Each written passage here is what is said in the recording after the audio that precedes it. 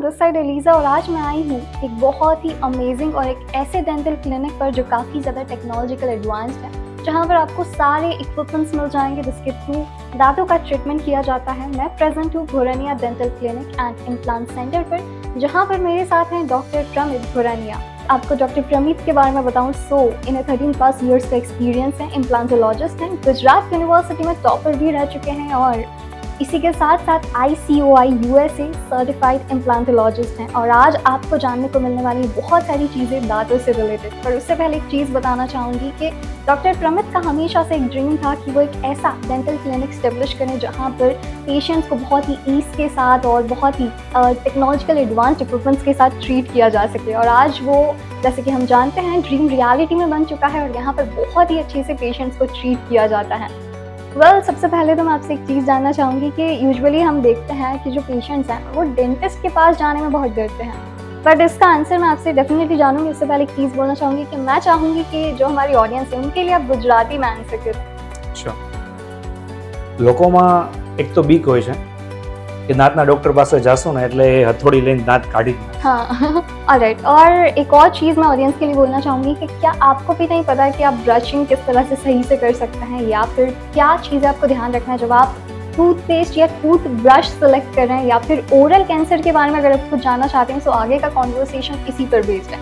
पर उससे पहले जैसे कि मैंने आपका पूरा क्लिनिक भी विजिट किया तो काफ़ी अलग लगा मुझे ये बाकी के कंपैरिजन में। सो क्या क्या सर्विसेज हैं जो आप यहाँ पर ऑफर करते हैं और कैसे आपका जो डेंटल क्लिनिक है वो बाकी से अलग है? હાલની તારીખમાં ડેન્ટિસ્ટ્રીમાં જે કોઈ એડવાન્સ ટેકનોલોજી અવેલેબલ હોય છે એ all are we are equip with all the instrument. Okay, માનો કે જડબાના એક્સરે માટેનું CBCT મશીન છે, ઇમ્પ્લાન્ટ અમે જ્યારે કરતા હોય ઇન બિટવીન અમારે સર્જરી દરમિયાન ચેક કરવું હોય તો ઇન હાઉસ અમારે CBCT મશીન છે એટલે અમે ચેક કરી શકીએ કે અમે જે ઇમ્પ્લાન્ટ મૂક્યા છે એ પ્રોપર જગ્યાએ અને પ્રોપર પોઝિશનમાં છે કે નહીં। પ્લસ આપણી પાસે AI base artificial intelligence base robot છે। ओके, मतलब AI का भी यूज हो रहा है। યસ એમાં 3 એંગલથી ફોટોગ્રાફ્સ લે અને રોબોટ તમને જણાવી દે કે તમારે શું દાંતમાં તકલીફ છે અને શું ટ્રીટમેન્ટની જરૂર છે। પ્લસ ઘણા લોકો અત્યારે ડેન્ટલ ટ્રીટમેન્ટથી ડરતા હોય છે, જેમ તમે શરૂઆતમાં પૂછ્યું એમ, તો એના માટે બી આપણી પાસે હેપી ગેસ મશીન છે જેમાં આપણે પેશન્ટને માસ્ક દ્વારા નાઇટ્રસ ઓક્સાઇડ આપીએ છીએ તો એમનો ડર એકદમ ઝીરો થઈ જાય છે। પ્લસ ટ્રીટમેન્ટ દરમિયાન બી બિલકુલ પેન થતું નથી। તો પેન બિલકુલ નહીં થાય તો ઓટોમેટિકલી બીજી વાર એમને હિંમત થશે જ અને માણસોને એ બી કહેશે કે બિલકુલ દાંતના દુખાવો હોતો જ નથી ડ્યુરિંગ ट्रीटमेंट, तो they will recommend others also. या एब्सोल्युटली। सबसे पहले बहुत ही बेसिक चीज़ मैं आपसे जानना चाहूँगी जिसके बारे में लोगों को अवेयरनेस ही नहीं रहती, बिकॉज ब्रशिंग तो सब करते हैं बट एक चीज़ होती है कि सही से ब्रश करना उतना ही ज़रूरी है, बट वो वे किसी को नहीं पता होता है। तो कैसे करेक्टली ब्रश किया जा सकता है? यस, फर्स्ट ऑफ ऑल आप कितनी बार ब्रश करते हो? वेल, मैं twice. That's good, very good. Generally લોકોમાં એ મિથ હોય છે કે એકવાર સવારમાં બ્રશ કર્યું સફિશિયન્ટ છે, રાત્રે બ્રશ કરવાની કાંઈ જરૂર હોતી નથી। બટ રિયાલિટી એ છે કે દિવસ કરતાં રાત્રે સૂતી વખતે બ્રશ કરવું બહુ જરૂરી છે। એટલે brush twice a day, it is first thing. ઘણા લોકો કહેતા હોય છે રાત્રે ના કરીએ તો ચાલે, પણ એવું નહીં। રાત્રે તો ફરજિયાત, સવારે નહીં કરો તો ચાલશે।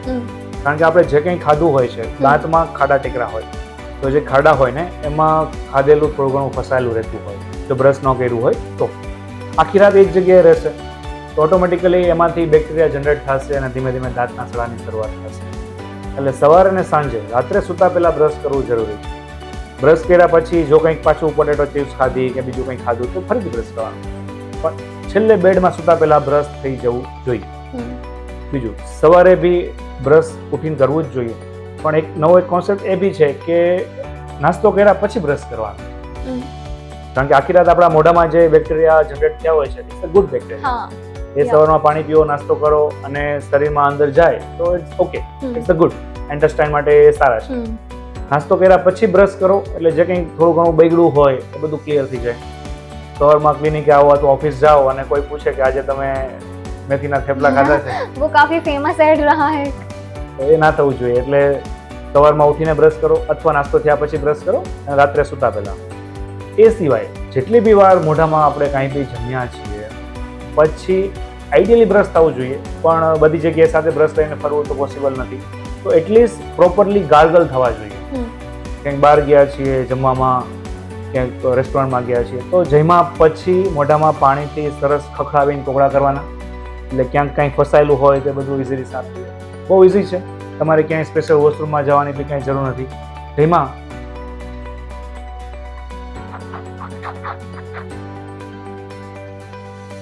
એટલે જે કંઈ મોઢામાં હોય બે દાંતની વચ્ચે ક્યાંય ફસાયેલું છે તે બધું નીકળી જાય. અને જમવાનું જ છે તો અમે ઓલરેડી ઘણું બધું ડિશમાંથી ખાધું છે તો કંઈક ફસાયેલું હોય અંદર જાય તો કંઈ પ્રોબ્લેમ નથી. It's very easy. એટલે દિવસમાં જેટલી બી વાર કંઈક ખાધું છે પછી ખખડાવીને કોગળા કરો, સવાર સાંજ 2 ટાઈમ બ્રશ કરો. ખાલી બ્રશથી પતી નથી જતું, ફ્લોસિંગ બી બહુ જરૂરી છે કારણ કે બે દાંતની વચ્ચે બ્રશ નથી જતું. બ્રશિંગ પહેલાં તમને બ્રશિંગ ટેકનિક બી બતાવી દઉં. બધા બ્રશ બી ખોટી રીતે કરતા હોય છે, બહુ હાર્ડ બ્રશ કરતા હોય છે. એકદમ જેન્ટલી બ્રશ કરવાનું છે. પહેલી વાત, ઘણા લોકો સવારમાં ઉઠીને એકદમ સ્ટીફ હોય અને એલ્બોમાંથી ઘસીને બ્રશ કરતા હોય છે, એનો મતલબ નથી. એકદમ લાઇટલી જેમ પેઇન્ટિંગ કરતા હોય, જેમ આપણે બ્રશ પકડતા હોય એ રીતે આરામથી બ્રશ પકડવાનું છે. ઉપરથી નીચે બ્રશ કરવાનો છે. જનરલી આપણે હોરિઝોન્ટલ બ્રશ કરતા હોય છે, એમ નહીં. ઉપરથી લઈને નીચે કોઈ એક સરફેસ ઉપર એકવાર બ્રશ ફરી ગયું એટલે સફિશિયન્ટ છે. મેક્સિમમ 1.5 થી 2 મિનિટ સુધી જ બ્રશ કરવાનો છે. એક બ્રશ ફેરવું એ જગ્યાએ કાંઈ બી ટાટર ચોટેલું છે, ફ્લેક ચોટેલો છે, જમવાનું ચોટેલું છે, એ નીકળી ગયું એટલે સફિશિયન્ટ. પછી એને ઘસીને સાફ કરવાનો કોઈ મતલબ નથી. ઉપરથી નીચે ખાસ મેઇન નીચલા દાંતમાં અંદરની સાઈડથી બ્રશ થતું હતું, એના માટે બ્રશ આવી રીતે વર્ટિકલ ગોઠવવાનું છે અને નીચેથી ઉપર આવી રીતે બ્રશ કરવાનું છે. એ બહુ જરૂરી છે.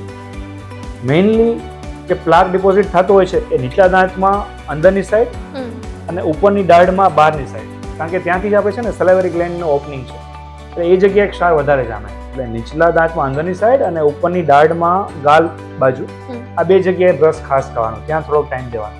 બાકી બધી ચાવાવાળી સપાટી ઉપર હોરિઝોન્ટલ બ્રશ તમે કરી શકો છો. નીચલા દાંતમાં નીચેથી ઉપર. બીજી વસ્તુ છે ટૂથપેસ્ટ. હવે ટીવીની એડમાં જેમ બતાવતા હોય છે કે ઉપર આખું મોટું જાડું લેયર બનાવ્યું એ શેપમાં, એ કમર્શિયલ એમના માટે છે કે વધારે ટૂથપેસ્ટ વપરાય તો વધારે વેચાય. આઈડિયલી પીનટ જેટલું જ ટૂથપેસ્ટ લેવાની હોય. જસ્ટ આગલા ભાગમાં થોડીક પીનટ જેટલી ટૂથપેસ્ટ લેવાની. પછી ફિંગરથી એને સ્પ્રેડ કરી દેવાની અને અંદર જતી રહેવી જોઈએ બ્રિસલમાં અંદર. અધરવાઇઝ તો શું છે પડી જશે. આ સિવાય બીજી ટેકનિક છે કે આપણે એકદમ વર્ટિકલ રાખશું અને થોડુંક કાઢીને પછી આનાથી જ પ્રેસ કરી દેશું તો આખી ટૂથપેસ્ટ બ્રિસલની અંદર જતી રહેવી જોઈએ. વધારે લેવાની कहीं जरूर नहीं. That much is sufficient. तो डॉक्टर ये तो टेक्निक की बात हो गई, पर किस तरह से सही टूथब्रश यूज कर सकते हैं? कौन सा टूथब्रश सही रहेगा ब्रशिंग के लिए?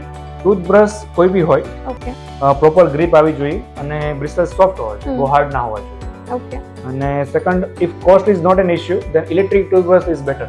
ओके ઇલેક્ટ્રિક ટૂથબ્રશ આવે છે બહુ સારા છે. और इसके अलावा क्या टूथपेस्ट भी सही चूज करना इम्पोर्टेंट है? ટૂથપેસ્ટમાં તો તમને જે ટેસ્ટ ફેવરેબલ લાગતો હોય એ ટૂથપેસ્ટ. ओके आजकल तो काफी सारी वैरायटी आ गई है. નહીં બિલકુલ નહીં.